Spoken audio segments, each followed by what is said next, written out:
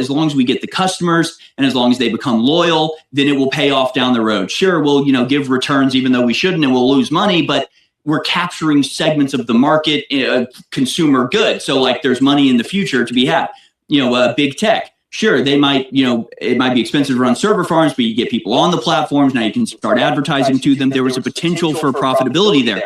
They're not going to be bringing in trillions of dollars worth of token buys, right? Like there's absolutely no way that this becomes profitable in a traditional market system. So either it's going to be government contracts. So it's like they're taking money from the pensions to build these in the first place, and then they'll be paid back for that by the government contracts that are already guaranteed, or else they wouldn't take the risk of putting the trillions of dollars into building these in the first place if they didn't know there was going to be a return on investment out of your tax dollars. Do I have that right? At least in part? You do. And you absolutely have that. And what people really aren't realizing is how much AI is being subsidized right now.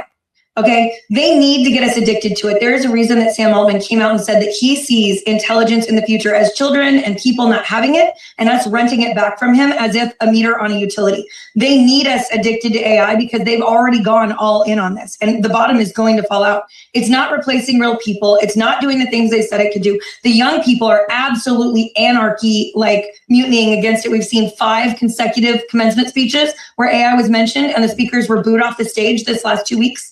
Right? And we see this, but we also don't recognize that to get us addicted, they're subsidizing all this compute with just blatant spend and no profitability. Right now, if I spend $100 a month with Anthropic, I get $16,000 worth of compute.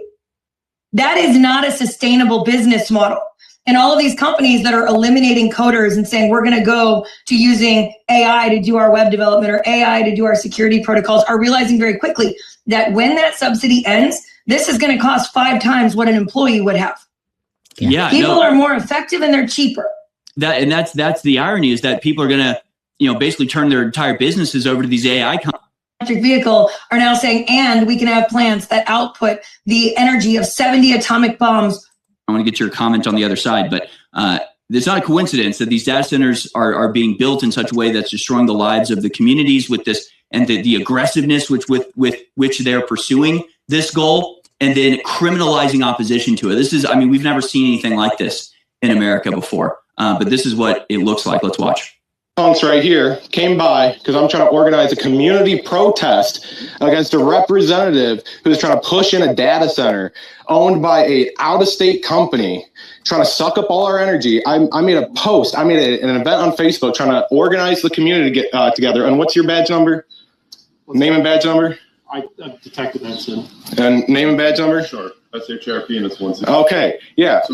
I have a First Amendment right to protest. And if I organize a protest on a public road, there's nothing wrong with that. I sent an email to that representative and I can show you the email. I never made a threat. I told, no, this is my house and I'm going to talk. You guys are on my property trying to intimidate me because I'm organizing a protest against a data center.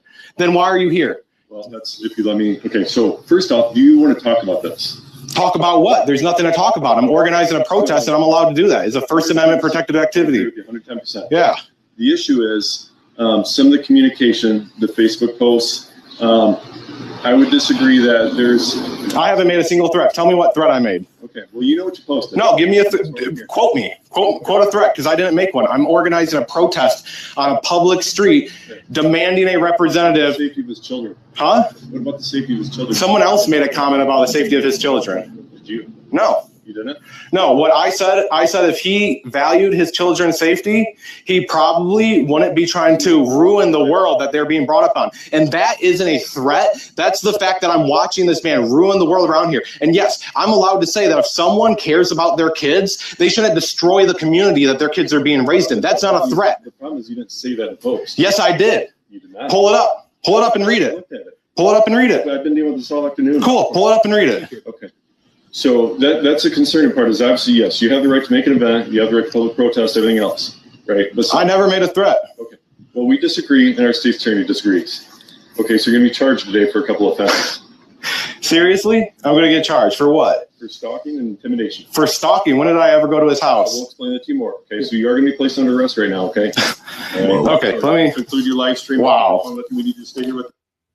I didn't even realize they actually put him under arrest. I thought this was just another case of intimidation. They actually arrested a guy for planning a protest against data centers because he says this person has kids, and if he cares about his kids, he should care about the community they grow up in, and they're interpreting that as a threat. That is a terrifying precedent to be set. You know, they're trying to say that these are funded protests. I've got to tell you, I've never seen a more unifying movement in my adult life in the United States. We are in Maryland. I'm based in Maryland, right? I'm outside DC. Obviously, I'm in DC a lot.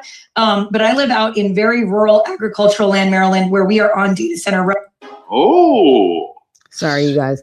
What I'm on Instagram. There you go. And we're talking about what's happening with data centers and private equity and the. What I'm trying to get to is the comment period that ends here. So let me just share with you guys what they're going to get to. Sorry, there was a long way around that. But here is the link to the comments. And what this is about is they did hear her, they're saying that they want to kind of use the money. So if you have a 401k, they want to use the money for these data centers, but they just want to go in and utilize the $12 trillion that's in there and bypass it. We have the opportunity to rail against this by making a comment. So this is the universal protest going on that needs to happen. So fiduciary duties in selecting designated investment alternatives. We need to tell them we do not want our 401ks, retirement funds supporting this AI and these data centers. We do not want that. I will leave the link below so you can watch the rest of the video. But that's what I was trying to. Document contains a proposed regulation. Sorry, my microphone seems like it's going out. That clarifies and provides safe harbor for a fiduciary's duty of prudence under the Employee Retirement Income Security Act of 1974 in connection with selecting designated investment alternatives for a participant directed individual account plan, including asset allocation funds that include alternative assets. This proposal implements Section 3C of the President Trump's executive order, democratizing access to alternative assets for 401k investors.